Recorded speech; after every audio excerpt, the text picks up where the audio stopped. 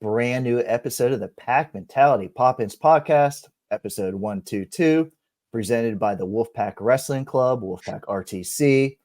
Hit all the sponsors in the first read, so this is great. Joined by the head coach of the Wolfpack, Pat Popolizio. Brian, great to see you as always. Pat, I'm going to power through this episode. I've been sick all week. You're not sick. You have allergies. Just come to the conclusion of that. The pollen is thick out here right now. The pollen did hit today in Raleigh. So that's what happens when it's 80 out. Yeah. Oh, it's fantastic outside. I'm glad I've been stuck inside for the past week. But yeah. To all our female listeners, they know that there's nothing worse than a sick adult male at home. So my wife hightailed it out of town. So I've had the place to myself for a couple of days. So it's good. I've gotten a lot of work done. I would do the same if I were her too. I'm probably miserable in real life, but even when I'm sick, I'm even worse. But busy week, busy time. You guys are getting ready to head out to NCAAs. We got a lot to talk about. We're going to wrap up ACCs. You solidified a new hire. And of course, we've been talking about since October what you guys have been getting ready for the NCAAs. Start us off. ACCs over in Chapel Hill. You guys won a 6th straight team title, 7 individual champions, which I think was incredible. The performance in the finals. Just what was the mood like coming out, getting that 6th straight ACC championship?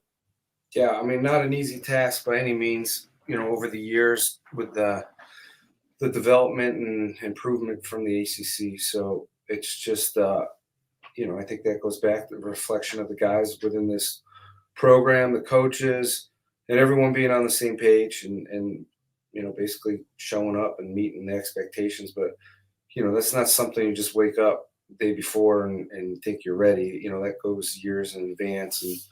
And, basically at the end of last year, setting the goal and the guys attacking the plan that was laid out for them. And I think we saw that play out. And obviously we got another competition ahead that's more important. So just good momentum going into the NCAA tournament.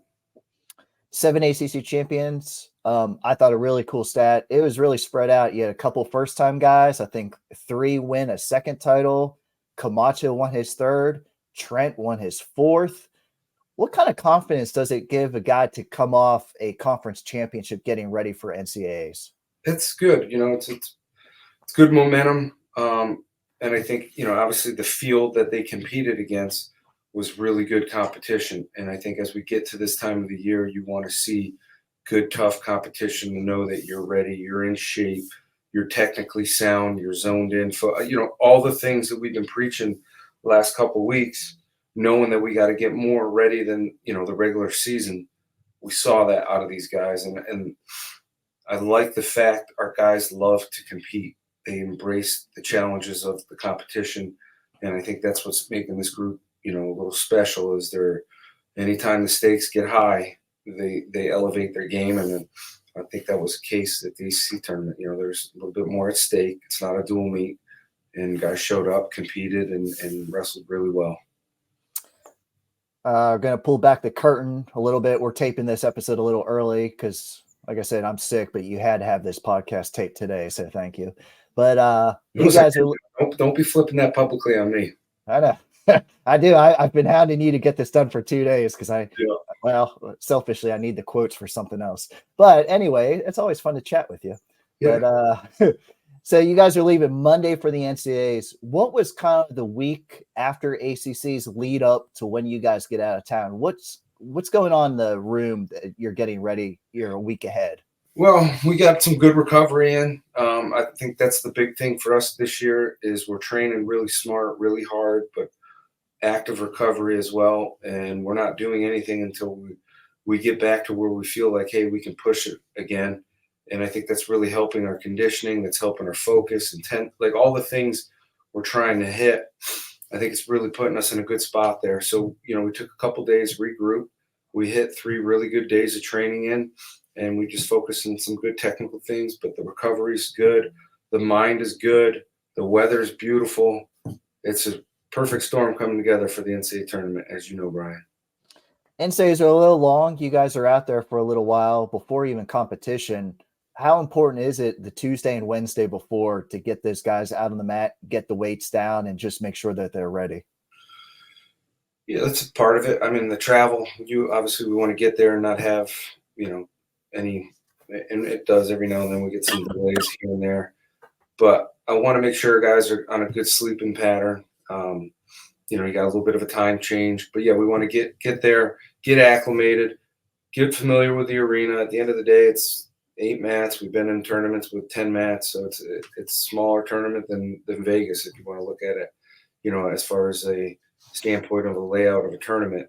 But I just I think it's a good time for guys to reflect and know that they're ready, and that's the biggest thing when you get to this point. There's nothing we're going to do right now that's going to get us in better shape or more physically ready. We are, and now it comes down to the mental side of things with guys being relaxed and executing and doing doing all the little things behind the scenes so they know can go out and accomplish their goals when we get there. Kansas City, I don't think it's been there since the early 2000s. It's been a while. I don't recall being there. Okay. No, I had to have been. Well, no. Yeah, I think it was 2003 or 4 or 5, somewhere around there. I gotta go back and look. But that might have been the year when. Yeah, I gotta go back to the resumes and look and see where I was at. Stump the coach on this episode. This is great. It's a good one for you. Well, before we get to NCAA's, big news. Adam Hall, of course, leaving after the NCAA is going to Utah Valley. But you've added to your staff Zach Esposito. He was in Oklahoma State for about 20 years as an athlete and a coach, was with USA Wrestling last year. Talk about your relationship with Zach and what made him the right fit to come to NC State. Yeah, it was kind of wild how things played out. But, Adam came in, said, he'd been offered the job at Utah Valley. And that was, right away, the first thing you realize, like, hey, he's done so much and you know what you're going to lose. And I was like, well, we got to go out and make sure we find somebody that, has established themselves, has a great resume, has the experience of someone, it's always going to be different when someone leaves. But I've had a relationship with Zach since my time at Oklahoma State. We were never on the same team, but he was a guy that I always just had a lot of respect for and watched him build his resume, his career, how he interacted with athletes, how he interacted with other coaches and recruits. I think the guy checks all the boxes for being one of the best coaches in the country. I don't care what role he's in. I think he's phenomenal. We're lucky and blessed to have him. More importantly, he mirrors the mentality and the culture that we are built up and want to keep moving that in the right direction. And I think that's one thing all our assistant coaches have always done here is had total buy-in with that. And that's most important to me. And I think the people surrounding this program. And I think Zach's going to continue to build on that and elevate and bring in some new ideas. We're at a point where we know we're doing a lot of things right, but this is always a good time to, I think I'm 12 years now here, going year 13. It's good to get a new perspective on some things, and I'm not saying we have to change much, but we can tweak one or two things here and there. And you get a guy with that kind of experience, I think it's going to be a big plus for our whole entire organization. Look forward to getting him on the podcast. Assistant coaches, they don't come on too often. Tommy, it's been a while. Kevin would just be a brutal interview, so I've never wanted to bring him on the podcast. And that's good. I'll make sure he knows that you feel he listens to every episode. He'll hear. You guys, you can tweet back and forth on social media. Well, the best part about that, he doesn't respond to me, but I know he reads them, so I get my joy out of that one. So, what kind of personality does Zach have? He's pretty laid back. He's pretty laid back, pretty witty, very positive. He'll joke around, so we'll got to get him acclimated here first before we start attacking him from every angle. But I think we're gonna have a little fun with Zach, and he's a wizard when it comes to wrestling. So that's one thing I've already noticed is we communicate, and I can already get some really good stuff from him, and he's analyzing some things right now, and I think it's a perfect fit, perfect personality, and I know he's going to love the people here at NC State and Raleigh, and our fan base is going to be arms open and accepting him, and he's going to build some really good relationships. Absolutely great hire. A lot of very positive feedback when it was released. Wolfpack fans are going to like getting to know him and seeing how he helps the program out. So moving forward, NCAA Championships. I said the ACCs, the team title, team race is determined in the semifinals at ACCs. Obviously, every round is huge at the NCAAs, but what round should people be looking at where those teams from 5 up kind of make that jump when you're looking for that team trophy? Quarterfinals is where it happens. I think you can really put yourself in position to, accomplish the goals that you set as a team. And that has to happen in the quarterfinals. That you got to punch your ticket onto the podium, and that puts you in a really good spot. And I go back to the year that we finished 4th. We had some big rounds in that quarterfinals, and that's the same thing that has to happen. You guys got to stay relaxed, go out, and you want to keep attacking and putting points on the board in individual matches. In those first 2 rounds, when you're out there, bonus points are big. So we know that you got to execute. And the way they do the seeding now, you're seeding out top 33. So that first round, if you're a high seed, you're wrestling a guy that's probably a little less experienced and younger, and you got to score those bonus points. But the quarterfinals, I think, is a round that really puts you in position to go out and accomplish your goals. So we're going to take it one match at a time, one round at a time, and be excited to be out there and compete. As it's laid out, every wrestler gets 2 matches on Thursday. They have a first round match in the morning, second round match or consolations at night, and quarterfinals are Friday. Always exciting, but NC State, 10 guys going. How important was it to get a full team? It's only the 3rd time in school history. You guys are one of 7 that did it this year, but how important is it to have all 10 guys out there? I think it's big, and it doesn't stop you. If you're a guy or 2 short, you still can go out and score a lot of points. But to me, the work that these guys have all done, they need to be rewarded for that. And when, if we're going to do what we think we're able to do and have a special tournament, it's nice to have all 10 guys out there. And you need all 10 guys to go out and score points. And that's what it's about. This is obviously switched from a team to an individual, but we still have the team all together and being out there in Kansas City. I think that's really important. And I think it keeps everyone relaxed and checked, knowing that you got 10 guys behind you. Was it 8 guys got a 10-seed or better? I believe 7 guys are in the top 5, top 8. I wrote all this down, but I forget where I put it. So anyway, my point was you guys faced, amongst others, Purdue, Northern Iowa, Ohio State, Oklahoma State, Cornell, went out to Vegas. Are you seeing the benefits of such a tough schedule with some of these positive seeds that you guys got? Yeah, it's funny because someone showed me a tweet that someone said we wrestled a weak schedule. And I was like, actually, if you go back and look, I think we had one of the tougher non-conference schedules that you could possibly put together. And yeah, we put that together because we knew we had the ability to go out, compete at this level, but also let us know if we need things we have to work on. Yeah, we took some losses as a dual meet team, but those are the things you need. You need to deal with the adversity. You need to see how a team responds. And I felt like all those things helped us get to where we're at this point. And I think we're going to reap the benefits of that, the tougher competition, because it almost eases up those first round, second round, on certain guys. The competition is going to be a little easier than some of the scheduling that we had. And yeah, once you hit quarter, semifinal, you're wrestling the best guys in the country at that point. I was going to say, it wasn't my burner account that said that.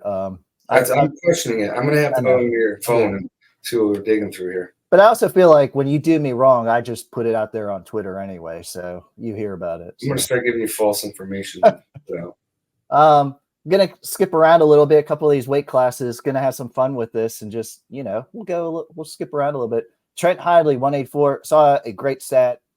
Right now he's undefeated at 24-0. Best record in the NCAA is coming in. Obviously, he has a lot of work to get there. He could see Iowa, could see South Dakota State before he gets, but everybody just looks at Brooks on one side, Hidley on the other. He went up a weight class. He's been working all year for this. Won his 4th ACC title. How big of a tournament? This is his last go. He's ready. That's one thing I noticed with Trent. It's been really, really healthy, smart training this year. He's been able to focus on technical things and power and speed, and mentally taking those days off through the year, I think are going to pay dividends for him here as we get to this point. And I'm excited to see him go out there and compete. I think 97's got a lot of really good guys across the board. I do think him and Brooks have separated themselves when it comes to, the points they've been putting up. And they're not saying one guy's better than the other, but I think those two guys have really put points on the board when they go out and compete. And I don't think anything's going to change with Trent when he goes out there to wrestle. His goal is to tech fall and dominate any match that he's able to compete in. And he loves to compete, and this is his time to shine. So it's going to be fun for him. You have two guys making a first-time trip, Fields at 65, Fishback at 84. Fishback has a sneaky good opponent in Michigan State in the first round. Fields has one of the Amin brothers. I think there's 20 of them out there, but as a first-time guy, your squad is so veteran loaded here. But what about feeling? Do you worry about first-time guys out there? Do you have to have a talk with them so they're not nervous on the big stage, or how do you treat like Fields and Fishback going out there this year? Well, I think you look at Fields. You got a second opportunity. You're on the waiting game to see if you get a wild card in. So you don't get one, you're devastated and your season's over. And you get one, that's a second chance at life when it comes to accomplishing your goals. So he's got to just seize that opportunity with no stress, no pressure. It's like, hey, I got a golden ticket to go back out and compete. So you got to just do that. Fishback, I think the one thing I like about him is he's been in huge tournaments. He went overseas this summer. He's been in the national finals when it comes to freestyle events. He's used to the big stage, and I think the bigger the stage, the better he usually performs. So we just got to keep doing that. Change nothing, go out, stay offensive. And I like the fact we're in a tournament now that's deep, because when we're in these dual meets, everyone's scouting, watching, and now you don't have much time. It's not like you're going to go in the practice room and work on some things all week. It's like, hey, you got an hour to know who you're wrestling, or a couple hours, and you got to go out now and, hey, you got to stop this or beware that. And I think when you have a lot of offense like our guys do, it's going to be it'll work well for them. That's one thing. I know you looked at the brackets. These first round matchups, you guys faced a lot of athletes from the West that these guys have never seen before. Yeah, it's good. Different opponents. You want that. I think I want to say Trent's the only one that's wrestling someone that he competed against this year. UVA. Yep. Yeah. So that's good. That's healthy. And yeah, I think our guys are a tough style for some people. We attack a lot, and it'll be good for us to see some new opponents. Ed Scott at 157, returning All-American, got the 4 seed. He got his second ACC title. He had some up and downs this year, but he's probably wrestling the best he has right now, and you got to be excited for what he can bring you. He scored a lot of points for this team last year at the NCAAs. Yeah, Ed knows what he needs to do, and that's the thing. When we were going through the season, we took some losses here and there, but it never stopped him from moving forward and just keep getting better and going through the process. And it's like we told him, hey, these are all things that are just checkpoints across through the season, and you just need to be wrestling your best come March. And I think we're seeing that right now. When you take a loss in a dual meet and then you flip that in the ACC finals, I think it speaks to the improvements that he's made. And they're really, some are technical, but some are mental. And I like where he's at mentally right now. Camacho coming off his third ACC title. I think he's only the second athlete in the conference to do that at 125, which is incredible. He got the 7 seed, and 125, you have 2 true freshmen as the 1 and 2 seeds. Pat, did you know, first time since 2003 that happened in any weight class? A little bit. Yes, I read it online too, Brian. Thank you. Crap, I did. I just read that right before we joined. But 125, wide open. Camacho, veteran guy, a lot of young guys. You got to like how he's wrestling right now. He's got some confidence. He's got about 3 top 15 wins here over the last 3 weeks. He's wrestling really well, and we know how good Camacho is, and I think he does too, and that's all that matters, is him knowing that he can be one of the best guys in the country, and he's wrestling now like one of the best guys in the country. And I will say, I think that's a weight you shouldn't even matter and look about the seeds or bracketing, because it's going to be whoever believes and shows up. I think the seeding over there, the way that it's mapped out, is not necessarily the way it's going to play out, because those guys are so close with each other. And I think it's the guy who wants it the most come that weekend is going to probably walk away and be able to accomplish their goals. But to me, for Camacho, that's a great opportunity to go out and get what you've dreamed about doing. And that's what we need him to do. And I think he's in a good spot to do that. Faison up at 174. He actually stole a bid, got the automatic bid at ACC, so he wrestled above his seed to get that. He's got a national champion first match. Griffith won it at Stanford. He's now at Michigan, but this is also Faison's second straight trip, but it's also his last NCAAs. What's his mentality going into this final tournament?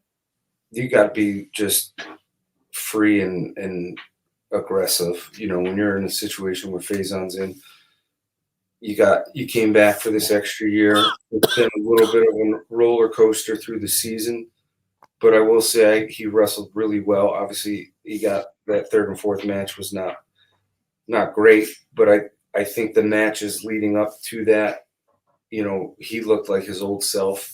And you look at 74, yeah, I know there's a lot of good guys on the top side of that weight, but after that, there's a drop off, and just got to show up and start getting some wins in that tournament and see how things play out. But when he wrestles, he's dangerous, and he's in great shape. He's physical, and it's just good. It would be nice for him to go out on a high note and get some good quality wins at the NCAA tournament. And you get there, you never know. I've seen a lot of guys get in the NCAA tournament that you never thought were going to do what they were able to accomplish. And I think he's a guy that just needs to do that. And zero pressure, zero stress. And sometimes those are the dangerous guys in the bracket. This might be the only podcast that doesn't complain about the seeds. I kind of like that. I love it. I wish the ACC seeded like that. They just, here's your bracket, go wrestle. You can't complain, you can't argue, you just got to go do it. Heavyweight, Owen Treffin, back-to-back ACC titles. He gets the 8th seed. We've seen Owen. He's fallen a little bit short before, but this was the year he really thought he could make that jump to the podium. He's been wrestling really well down the stretch, too. Yeah, he looks good, and is a very good active heavyweight. A lot of improvements physically, mentally, and a great opportunity. He went there last year, got the experience, so we got that off our back. Now he knows what he's got to do. He's got to show up, compete his best, be aggressive. As a heavyweight, putting points on the board, I think is a major advantage, and he can be offensive, as we've seen. He's got some great shots, and had some good wins at the ACC tournament. It was good competition in his bracket, and you got to wrestle, two good guys to get them ready for this. Good competition. I think 149, Jackson Arrington, number 3 seed. Looking at his path, though, to a title, he's got some incredible matchups, but Arrington broke through, won his first ACC title. You talk about scoring points he's been doing all year. He's got to have a lot of confidence going back to the NCAAs this year. Definitely. And I think it goes back to last year's, sometimes when those guys don't accomplish their goals, it fuels them more than they think and know. And I think we saw that from Jackson this whole offseason. And as we hit to the postseason, I just see a different level of focus and confidence from him. And he's won in his high school career, he's been a winner, and he expects to win and compete anytime he steps on the mat. So it's going to be fun to watch him out in this tournament. And there's a lot of good guys, but he's one of those guys that is in position to compete and win this thing. And he's just got to have that mindset. Like, hey, I'm going to do what I got to do to make sure that I finish on top. And it's going to be fun to watch him compete. Guy at 141, Ryan Jack, ACC champion, number 4 seed. I don't think a lot of people know how long he's been here. This is his 3rd trip to NCAAs, but he's another one looking to get back to that podium. Wrestling really strong down the stretch, beat Cole Matthews for the first time in his career. So just a confidence booster right there, just beating someone you haven't beat before. Well, first of all, 41 in the ACCs was very tough. I think all those guys are in position to do really well at this tournament. So for him to go out there and win that weight, I think puts him in a good spot mentally. And I will say, watching him this last week is probably the best I've seen him in his wrestling ability. And he's just hitting from all cylinders, and he just has to show up and do exactly what he's capable of doing. And he is really good when he attacks and just keeps the gas on the pedal. So it's going to be a fun tournament. Again, 41, it's a pretty exciting weight with a lot of really good guys in depth. So just got to take it one match at a time. And last but not least, 133, Kairini, number 3 seed, second straight ACC championship. A lot of talk on Twitter was focusing on the quarterfinals for his matchup there, but he's got to get through these first two. And then he did it last year. He got that All-American podium, so he knows what he needs to do, but he wants to get higher than an 8th place finish this year. Yeah, and that's the thing. Everyone talking about rounds further out. We got to just get ready for round 1, and then you take round 2, and let's see where the brackets play out and who's where. And it's what people think is going to happen usually doesn't when it comes to bracketing. And I'm not saying 33, but just in general, that's never plays out the way seeds are. So show up, compete your best. One thing I like about Kai is he's always into the competition, very relaxed, and never takes or lets things get him rattled. He's chill as can be, and he's a fun competitor. And I know he's always going to try to put on a show when he's out there wrestling. So I look forward to seeing him. Kai goes off his own beat. When he warms up, does he have a Walkman? I swear he has headphones that are connected. I don't know. Knowing Kai could. Yeah, I like it. That artistic ability in him. He's a little different. But Pat, great wrap up. Oh, this was great. We just zoomed around weights. We didn't even go in any order. So I mean, I was throwing you for a loop all day. Yep. No, it's good. I need you to get some rest, get some chicken soup in you. It is. Yeah. Get your color back a little bit. Yeah. I'm not even going to touch that one.